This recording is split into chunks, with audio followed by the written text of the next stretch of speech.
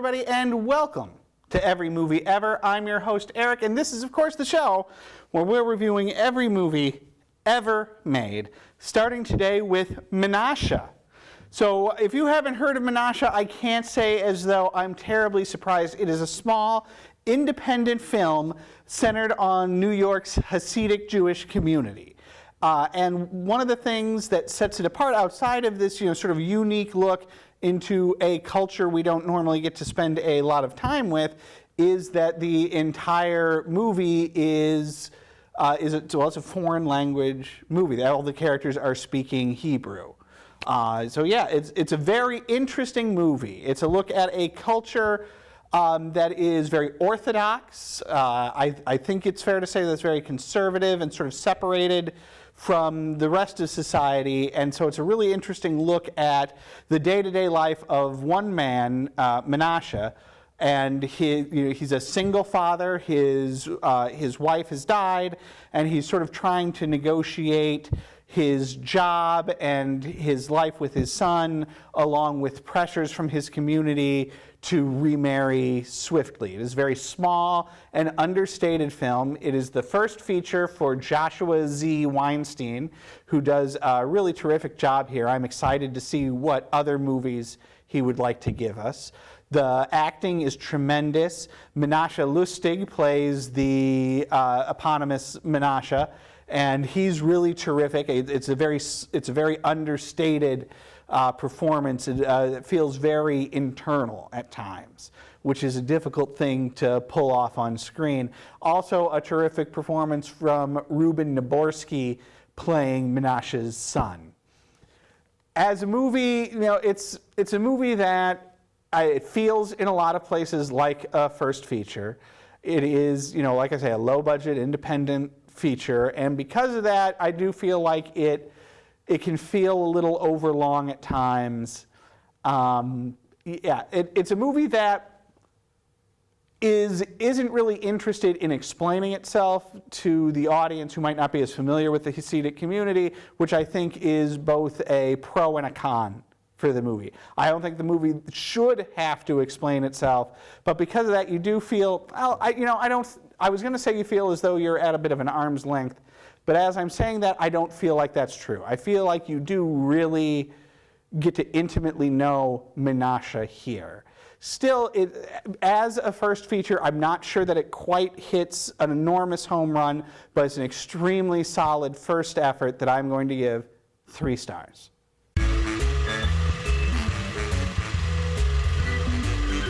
Up next, let's talk about When We First Met. This is a Netflix original feature starring Adam Devine in a movie that tries to sort of synthesize a romantic comedy with a big type fantasy movie, by which I mean the movie Big, and with sort of the butterfly effect, that Ashton Kutcher movie. Here's the deal. So Adam Devine meets and falls in love with Alexandra Daddario. Now, we have talked about Alexandra Daddario on this show a number of times. She's one of our favorite up-and-coming young actresses, and she's perfectly charming here. Adam meets and falls in love with her. Jump forward 3 years later, he finds himself in the dreaded friend zone as Alexandra Daddario is about to get married. What happens then is that Adam makes a big type wish, finds himself back in time 3 years earlier. He's got a chance to do it all over and make Alexandra fall in love with him, using everything he knows from being her best friend to sweep her off her feet. Jump forward 3 years into the future again. Now there are a couple, but things aren't working out the way he wanted, and so we sort of ping-pong back and forth as he keeps trying to go to the past and create the future he wants with her. The problem with this movie is that plot is kind of retrograde, right? In 2018, it is hard to root for a lead character who is attempting to manipulate the time stream to force a girl to fall in love with him, right? It's creepy. And Adam Devine ends up coming across as that guy we all know who is in love with a girl who's just not that into him and who resents her for it. Now that said, and because of that, the whole movie sort of falls short, right? It's hard to get over that hump, which makes it hard to root for Adam Devine, which sort of taints the rest of the movie. That said, the conclusion of the film, when Adam Devine realizes his mistake, sort of makes up for it. It would be easy to imagine a version of this movie that ends either in his failure or in his ultimate success, where he has finally figured out the math of both making Alexandra Daddario fall in love with him and making their future together happy. But what happens instead is he realizes that what he's doing is wrong-headed and ends up finding a romance that has been staring him in the face the whole time. That sort of makes up for everything that has gone before, but it doesn't help the entire thing feeling a little, let's say, privileged, a little unfortunate. So it's an all right movie. It's certainly watchable. It just feels like a movie that has come out in the wrong time and place, which is why I'm giving When We First Met 3 stars.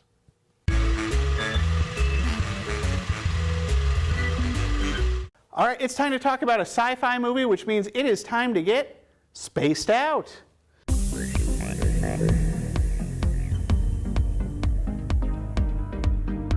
Today on Spaced Out, we are talking about Alien Covenant. This is the latest film in the Alien franchise. I don't want to get too far into it as the ordering of these movies has become somewhat confusing, but this is a sequel to Prometheus, which was itself a prequel to Alien. All 3 films directed by Ridley Scott. After a long time away from the Alien franchise, a few years ago he came back to make the prequel Prometheus, and now he's back with the sequel to the prequel in Alien Covenant. Now, most of the characters from Prometheus are not back from Alien Covenant, as they dead. Instead, we're focusing on David, the android played by Michael Fassbender from Prometheus, who is an enormously fascinating character. He kind of got short shrift in Prometheus, but he really gets to take center stage here as a brand new group of astronauts stumble across a world that David is living on all by himself. The movie very quickly ratchets up into a sort of Island of Dr. Moreau type feature where we find out that David has not only killed the remaining survivors from Prometheus, he has killed the inhabitants of this planet and has been tinkering around with genetics to create the ultimate killing machine, meaning that David is the father of the aliens from the Alien movies.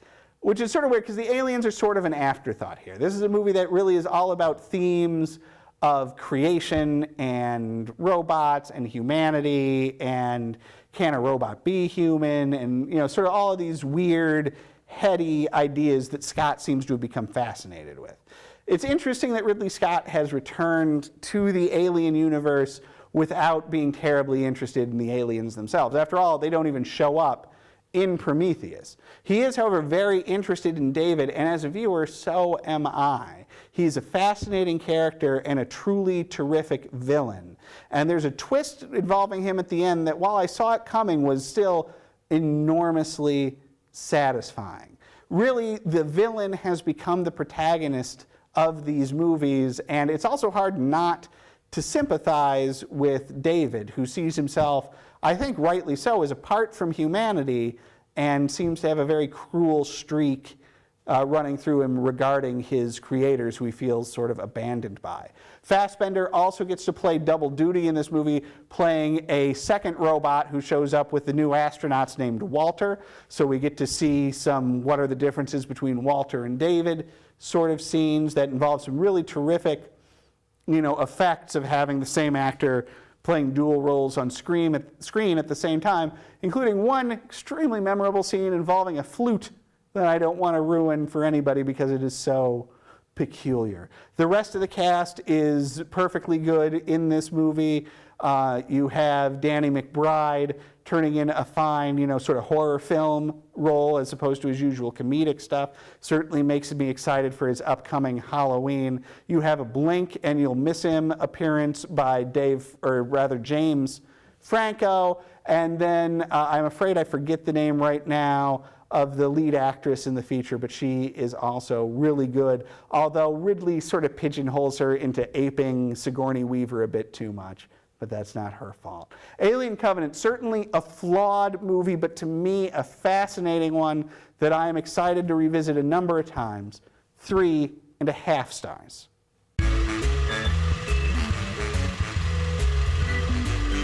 Oh, it's time for an action explosion.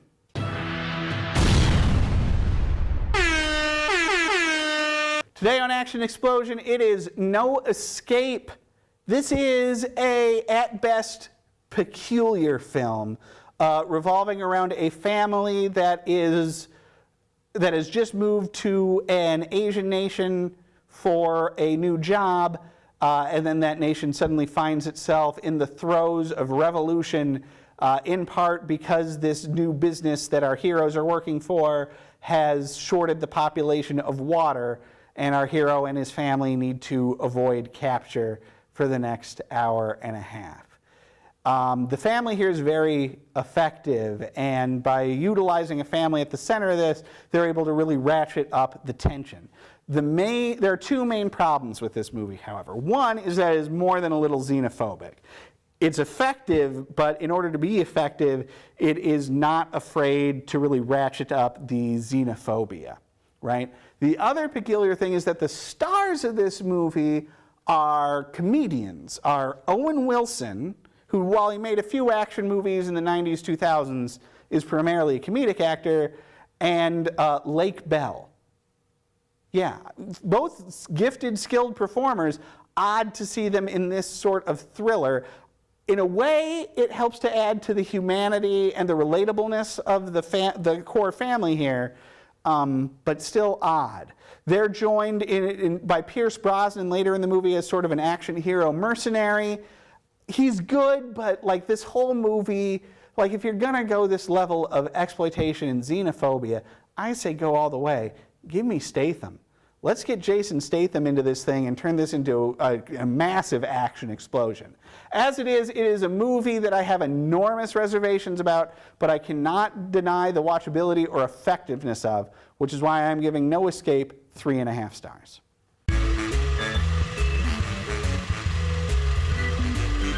Now let's take a stop at the animation station. Let's talk about Ready Player One, the latest from Steven Spielberg, based on the, I don't know if controversial is the right word, but a novel with mixed reception, right? This is a big pop culture reference bonanza about a group of kids in the future who are able to enter a sort of virtual reality internet that was set up by the nerd equivalent of Willy Wonka, who has created a series of puzzles for people to figure out in order to inherit his video game company.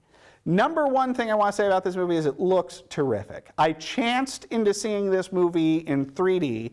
I do not normally go see 3D movies. I mostly find the 3D effects annoying, but this was one that I was glad to have seen in 3D. It really works well in 3D, partially because, and this is the reason why you're finding this movie at Animation Station, is so much of the movie is CG animated. All of the sequences inside of this internet feature CG created characters, and they look great on the screen and great in 3D. It's definitely a lackluster and flawed source material that relies much too heavily on nostalgia and references, but Spielberg's a gifted filmmaker, and he pulls it off more or less with that sort of ineffable Spielberg touch, adding to things. The references don't really amount to anything I could really do without them. They feel just sort of jam-packed in, and they lose a lot for me. I was excited to see the Iron Giant on the screen again, as he was featured pretty heavily in the promotional materials in this movie, and Iron Giant is a movie that I absolutely love, but you know, since he shows up in this movie as just a reference, it's so detached from his own movie that, you know, I just didn't feel anything from him. Still, again, Spielberg is able to make a truly entertaining picture. I am reluctant to see it again because I feel like my opinion of it is going to fall sharply both because I don't know that it's going to hold up particularly well to a second viewing, and because without that 3D spectacle buoying it, I'm just not sure how good it truly is. But based purely on my experience seeing it in the theater, I have to give Ready Player One 4 stars.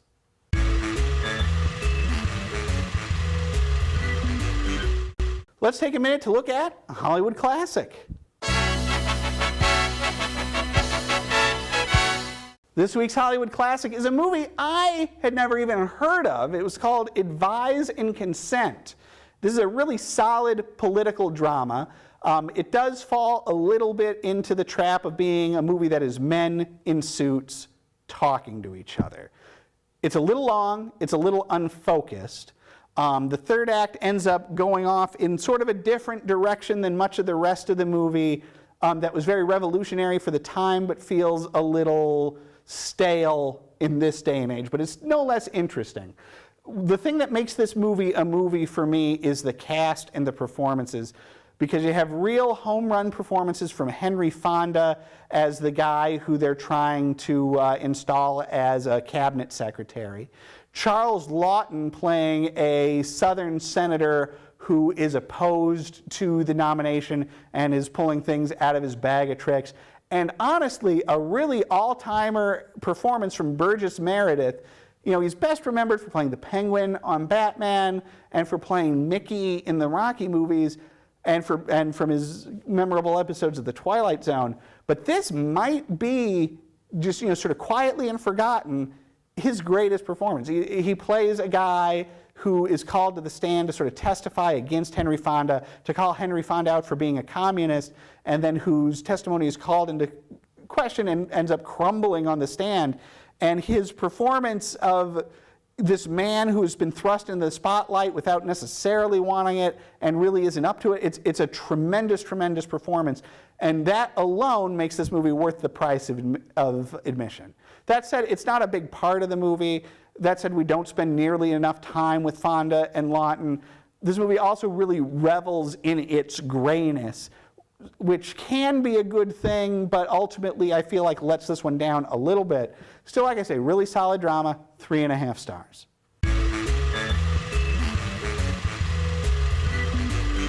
Now it's time for nobody's favorite part of the show. This is the worst of the week. This week's worst of the week is, why him? Which is, a question you'll find yourself asking throughout the movie. And you won't find yourself asking it in the way the movie is asking it, which makes no sense, right? What the heck am I talking about? Why him? This is the movie where Bryan Cranston is a dad whose daughter has fallen in love with James Franco, which I suppose, given the things people are saying about James Franco, is already a red flag. But here James Franco plays a Silicon Valley billionaire who's into tattoos and wild parties, and dad, Bryan Cranston, just doesn't get what her daughter sees in him. But the why him you'll be asking isn't about James Franco, it's about Bryan Cranston, who is woefully miscast in this movie. He's trying to bring some of the intensity from Breaking Bad here as an upset father, but it doesn't work. In part because you don't want smoldering intensity in this movie, sort of a movie. You want more of an 80s era bumbling mistrust that a Chevy Chase can give you. Or at the worst, a Father of the Bride era Steve Martin might be able to give you.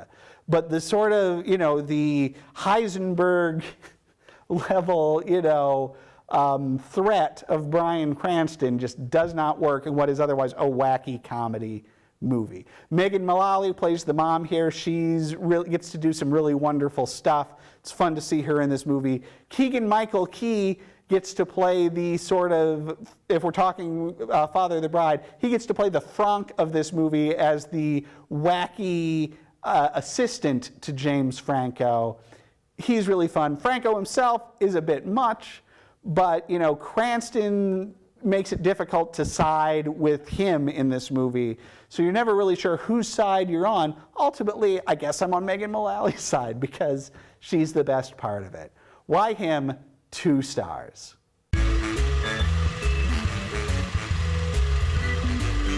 All right, now let's forget about all of that and let's talk about Best of the Bunch.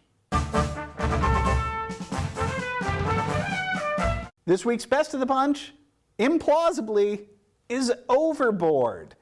Now listen, folks, I had never seen Overboard before. I guess I've sort of avoided it. It looks pretty stupid.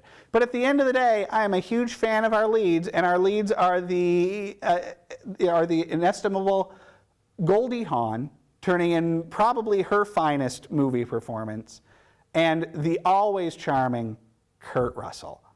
That these two are a real-life couple makes my heart happy. They are both charming as hell, and they have their charm turned up to 11 in this feature. The storyline of the movie is Goldie Hawn is a rich woman who is, for the sake of family viewing here, let's call her Snotty. And she has hired Kurt Russell to install he's a handyman, a blue-collar handyman. She hires him to install a closet on her yacht. They fight. She gets in an argument with her husband, played by the dad from Gilmore Girls. She gets in an argument with him, falls off the yacht, gets amnesia. Kurt Russell somehow finds her and decides to get his revenge on her for all the fights on the yacht, and also for her firing him and not paying him. He's going to trick her into thinking she is his wife and get her to do housework for him in order to pay off the debt he feels she owes him. It's a plot that feels like it should have come out of the 40s, being told in the 80s, and watching it in 2018, it rightly feels creepy as heck. Because there's no way to watch this movie that Kurt Russell isn't taking advantage of Goldie Hawn and being an enormous creep. But here's the thing. The picture is directed by Gary Marshall of Happy Days fame, right? And Gary Marshall, who also directed Pretty Woman, which itself is a movie that has a premise that is on its surface enormously creepy, but is nonetheless a beloved 80s feature film, does it again here. Only Gary Marshall could get away with this sort of premise that is so on its face creepy. But Marshall somehow knows how to just so deftly approach the line of propriety here. By making Kurt Russell conflicted, and by making him never take things too far with Hawn, it's easier to swallow what's happening and to watch an actual romance between them blossom. The other key element of this feature is the kids. Kurt Russell has these 3 rowdy kids, 3 or 4, I don't remember. He's got these super rowdy kids, a couple of boys and a girl, and as soon as Hawn comes in as their mom, they initially want to prank the heck out of her, but then they fall in love with her, and she falls in love with them in an element of the movie that is more important, I think, than the romance between her and Russell. And thank God they have the chemistry that they do, because that really helps this picture. But her chemistry with the kids is an enormous saving grace of this picture and makes the whole bitter pill of the plot so much easier to swallow. So that when we get to the inevitable third act, when she realizes that Russell has been tricking her and she runs away, the loss that she and the children feel and that we as an audience feel really makes the whole thing, it's the final piece of the puzzle that makes the whole thing click. Overboard going into it, if you had told me it would be my best of the bunch this week, I would have told you were wrong. But man, it is hard not to like these actors and this movie in spite of anything, which is why I've got to give Overboard 4 stars.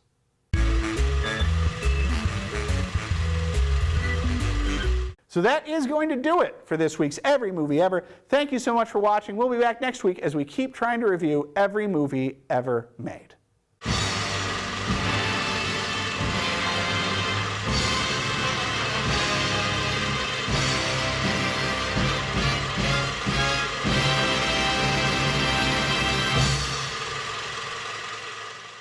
And don't forget to visit our website, northmetrotv.com/everymovieever. There, you can watch reviews of every movie we've ever covered here on the show, as well as complete episodes. That's northmetrotv.com/everymovieever.